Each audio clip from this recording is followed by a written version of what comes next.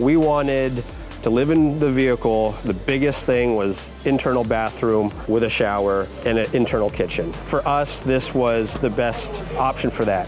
This is Patrick with New Jersey's Outdoor Adventures YouTube channel here in Stewartsville, New Jersey at OK 4-Wheel Drive.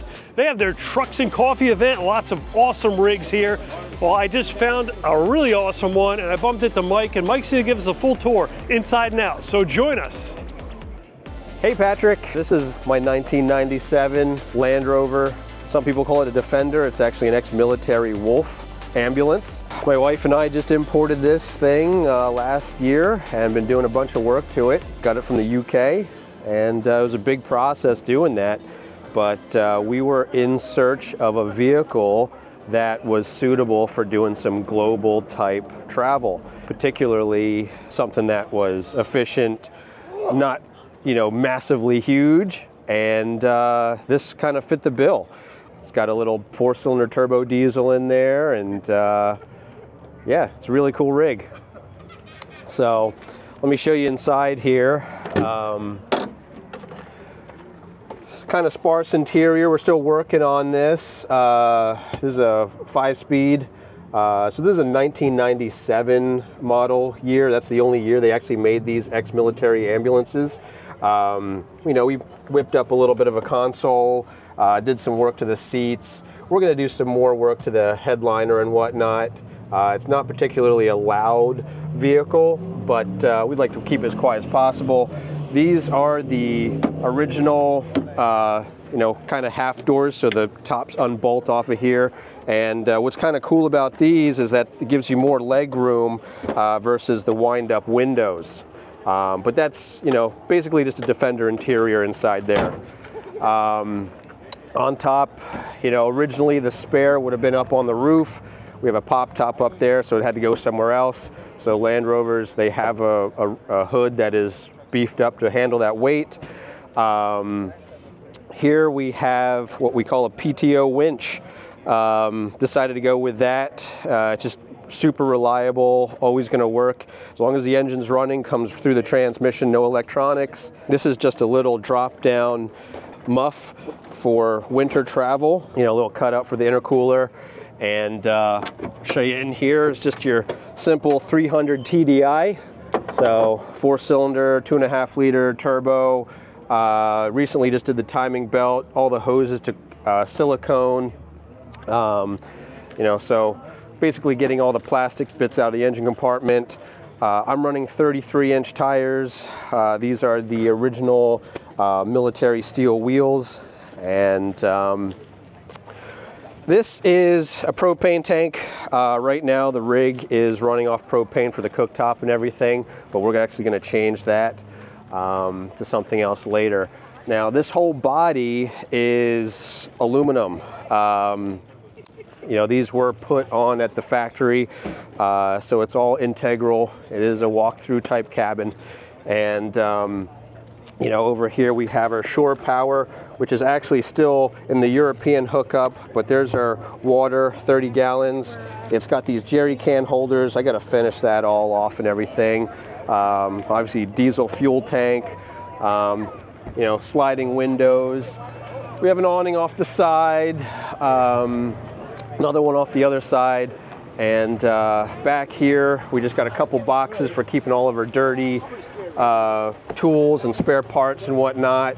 You'll see kind of something interesting here, carrying a little bit of wood. That is for our little stove here, which is actually, we just fitted this. So, you put your wood in the top here, and you can actually bake in the bottom. So that's kind of cool, trying that all out, and we have it exhausted out through, the top there. Obviously you got some mat tracks up here. Now, I added these aluminum bars just to sort of stiffen up the doors and everything. There's not much back here, but this is the stand-up shower and toilet in here. It's got a cassette-style toilet that pulls out. So I got a little picture up here. That's the truck in Afghanistan back in 2007. as when it was served over there before this became actually a rental RV in the UK.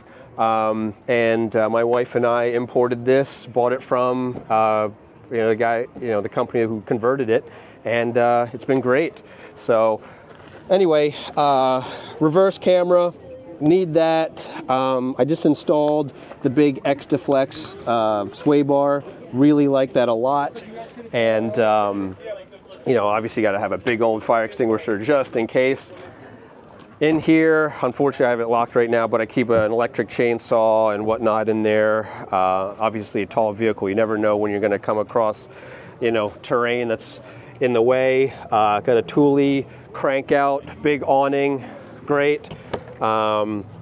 This is actually, there used to have a step that came out of here. This is actually one of the old seats from the ambulance days, the hinge part, which I made into a step.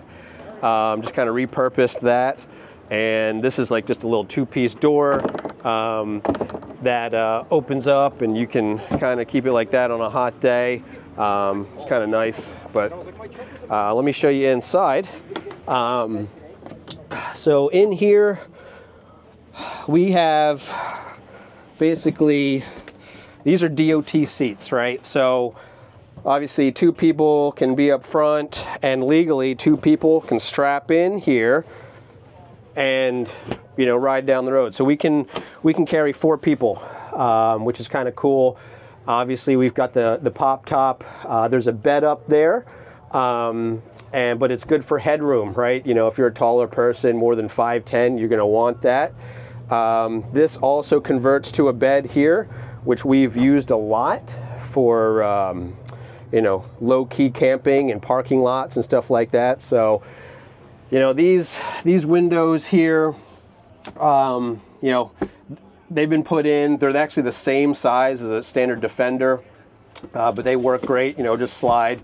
Our whole electrical system is just on the board here, and we've got everything sort of separated from the 12 volts for the leisure or the camping section to the 24-volt truck system. And all the different light switches and everything, water pump.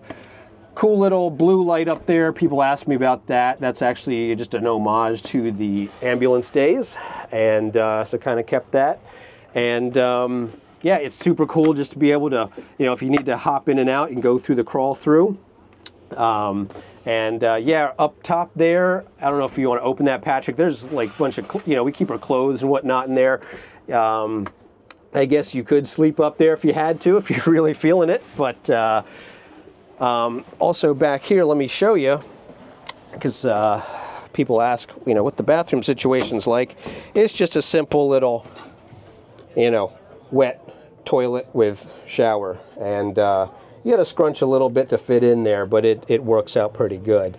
And so we carry about 30-some gallons on board with a pump, and that all goes through here. Right now I have it winterized. Here's our fridge. We might be upgrading this at some point, but yeah, just everything that you'd normally have in your kitchen, all right in here.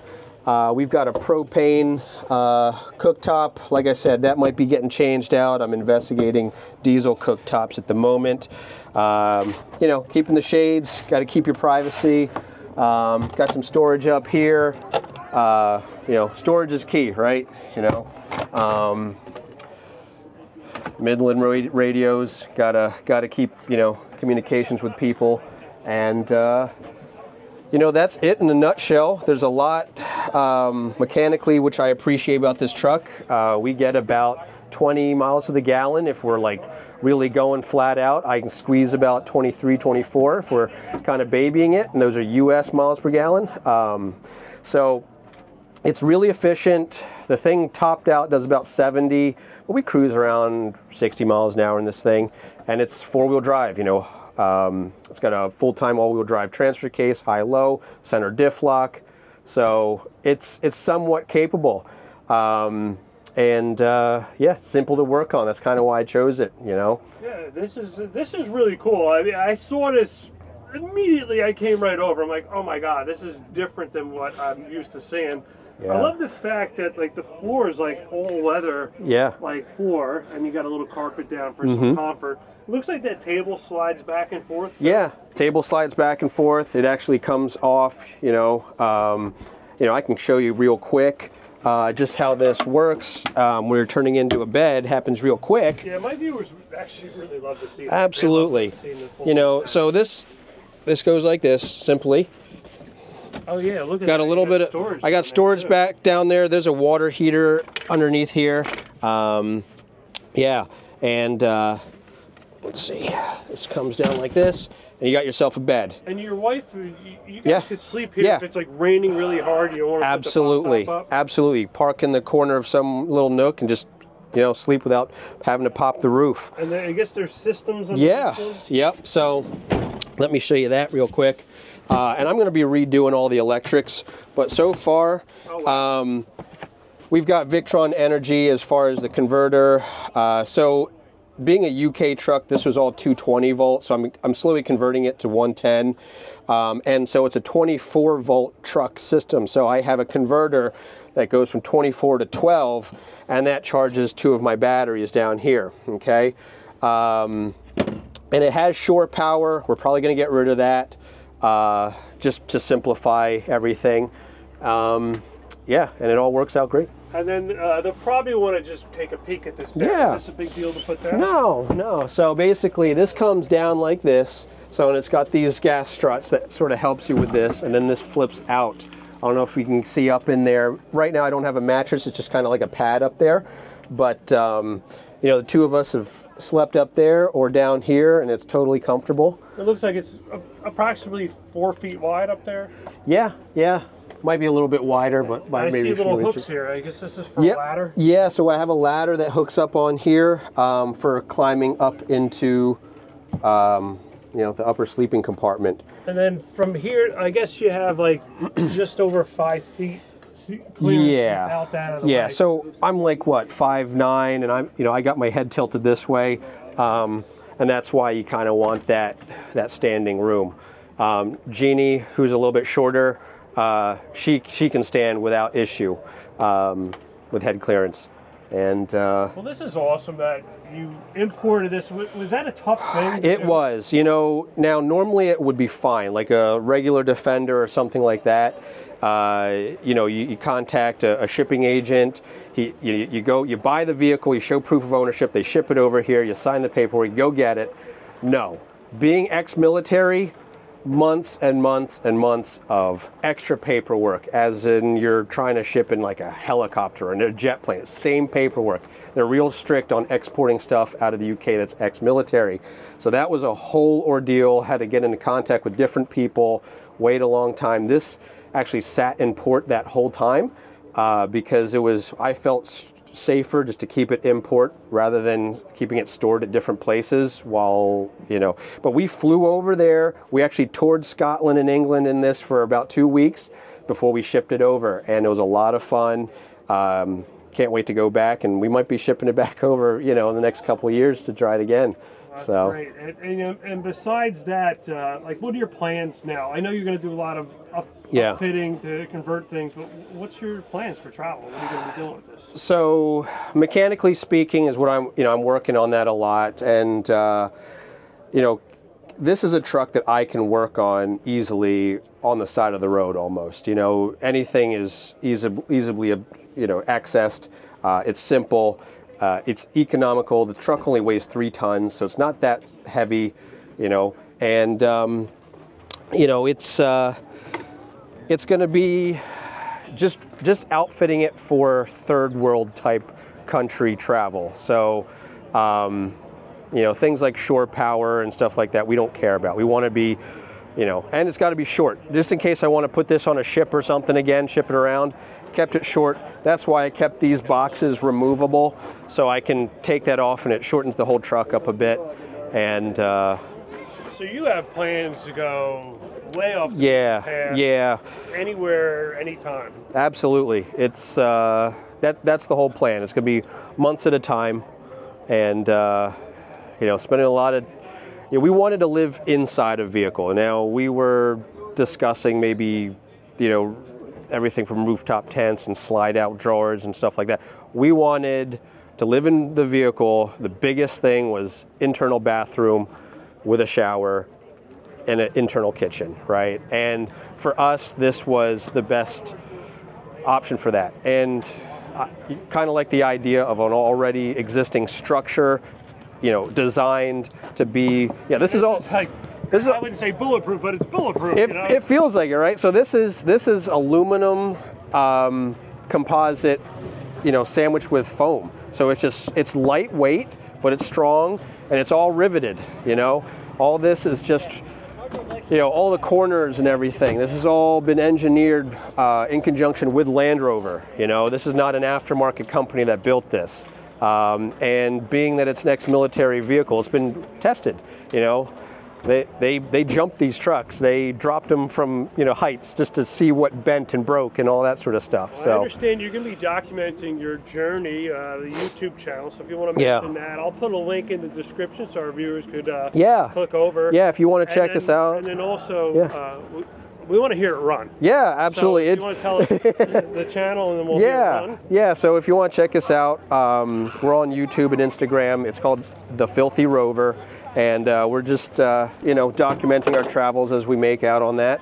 So here we go. You know, obviously right-hand drive. You'll see a bunch of levers over here. Obviously we got the 5-speed, the transfer case, and then this red knob is actually for my winch because it's a PTO. But so yeah, let me just turn it on here. So we always wait for the glow plugs to turn off so you don't fry those when you start it. And there she is. There's no air conditioning. No air conditioning. There's vents that open up in the front. There's a small chance we might add air conditioning to this truck, but it's not a necessity, I don't think. Not at all. Well, this is Patrick with New Jersey's Outdoor Adventures YouTube channel. We'll see you next time. All right, thanks.